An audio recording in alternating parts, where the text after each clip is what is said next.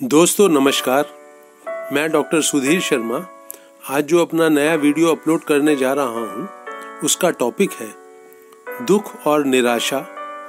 इनसे छुटकारा पाने में कोई आपकी सहायता क्यों नहीं कर सकता है। यहाँ मुद्दा ये नहीं है कि कर नहीं पाता है, कर नहीं सकता है। ऐसा क्यों? दोस्तों बात सीधी सी है। जो इंसान आपके मन में कुछ पैदा नहीं कर रहा है वो उसको दूर कैसे कर सकता है। आइए इसको जरा समझ लेते हैं। आपकी जिंदगी में कोई घटना घट रही है, कुछ परिस्थितियां ऐसी चल रही हैं कि आप दुख के, चिंता के, निराशा के शिकार बने हुए हैं। आप अपना दुखड़ा किसी और को सुनाते हैं, आंसू बहाते हैं, वो आपको दिलासा देता है, हौसला बंधाता है, आपकी सहायता भी करता है आपको उस दुख और निराशा के कुएं से बाहर खींच निकालने में। लेकिन बात बनती नहीं। दुख और निराशा और चिंता और तनाव की जड़ें अपने आप को जिंदा रख ही लेती हैं।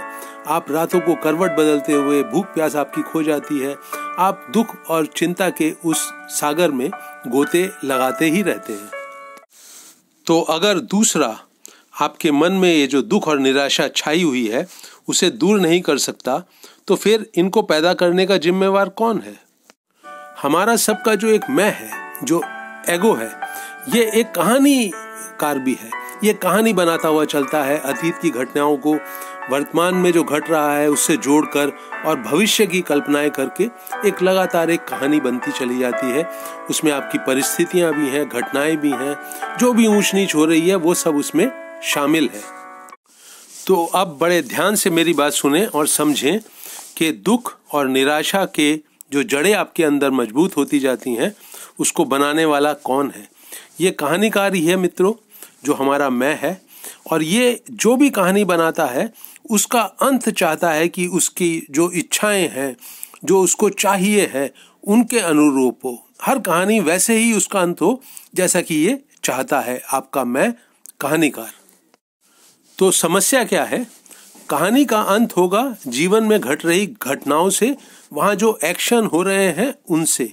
और ये जो कहानीकार है ये सोच विचार में चाहता है कि कहानी का अंत ऐसे होना चाहिए, ये मेरी इच्छा है, ये मेरी मांग है, ये मुझे चाहिए। तो मित्रों, कहानीकार आप हुए, कहानी आपका मैं बना रहा है। कहानी का अंत मैं जो है उसका फैसला मैं करता है, आपका कहानीकार करता है।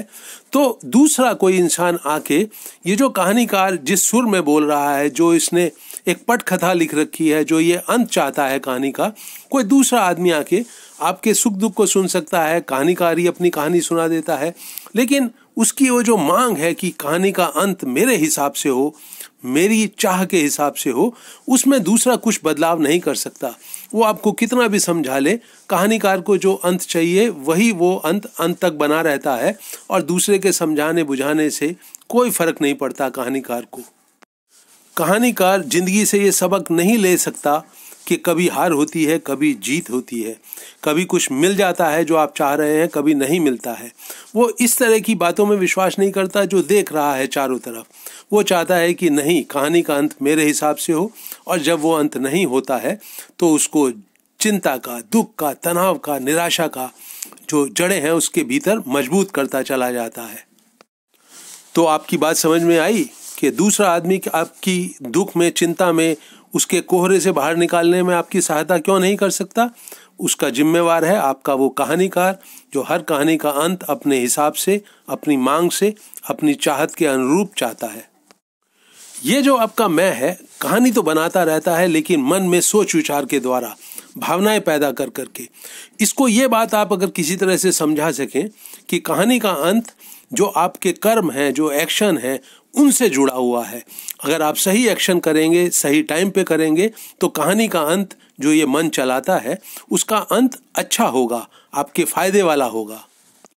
और यहीं से निकलता है दुख, निराशा, चिंता का जिस कुएं में आप अपने आप को गिरा हुआ पाते हैं, उससे निकलने का तरीका।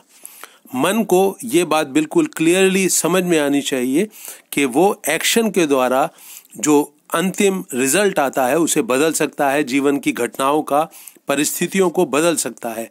ना कि सिर्फ एक कहानीकार बनके और एक कहानी को एक अंत देकर जो कि उसको लगता है कि बहुत सुखद अंत होगा, और उसी को एक जिद पकड़ लेना कि मुझे यही अंत चाहिए।